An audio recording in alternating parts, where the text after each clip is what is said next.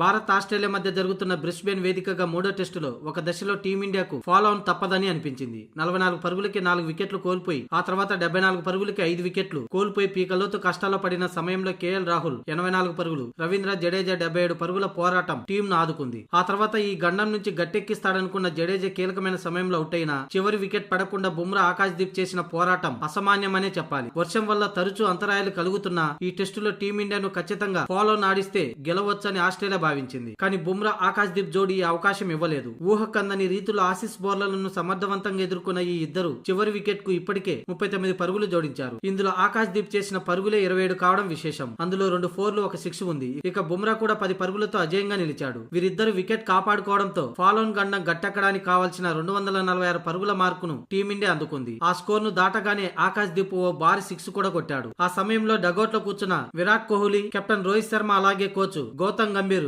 గంతులేస్తూ కనిపించారు. మరి ముఖ్యంగా విరాట్ కోహ్లీ అయితే ఆకాశ్దీప్ కొట్టిన 6 ను అలా చూస్తూ ఆకాశం వైపే ఉండిపోయాడు. దీనికి సంబంధించిన వీడియో సోషల్ మీడియాలో వైరల్ గా మారింది. ఇక ఇదే సమయంలో వెలుతురు లేని కారణంగా ఆటను నిలిపివేశారు. దీంతో 4వ రోజు ఆట ముగిసే సమయానికి ఇండియన్ టీం తొలి ఇన్నింగ్స్ లో 9 వికెట్లు కోల్పోయి 252 రన్ చేసింది. ఇక బ్రిస్బేన్ టెస్టు డ్రా అవడం ఖాయంగా కనిపిస్తుంది. ఇప్పటికే ఈ టెస్టు తొలి రోజు ఆట 90% పైగా తుడిచిపెట్టుపోగా ఆ తర్వాత 3 రోజులు కూడా వరుణుడు తరచూ అడ్డుపడుతూనే ఉన్నాడు. దీంతో మొత్తం 4 రోజులు కలిపి కేవలం 191 ఓవర్లు మాత్రమే సాధ్యమైంది. చివరి రోజు కూడా వర్షం పడే అవకాశాలు ఉన్నాయి. దీనికి తోడు టీమిండియా ఫాలో ఆన్ తప్పించుకోవడంతో ఆస్ట్రేలియా రెండో ఇన్నింగ్స్ ఆడాల్సిందే. టీమిండియా చివరి వికెట్ తీసి ఆ తర్వాత ఆస్ట్రేలియా బ్యాటింగ్ చేసి తర్వాత టార్గెట్ ను నిర్దేశించి ఇండియాను ఆల్అౌట్ చేయాలి. ఇదంతా ఒక్క రోజుల్లోనే. దీంతో మొత్తానికి ఈ మ్యాచ్ డ్రా అవకాశాలు ఎక్కువగా ఉన్నాయి.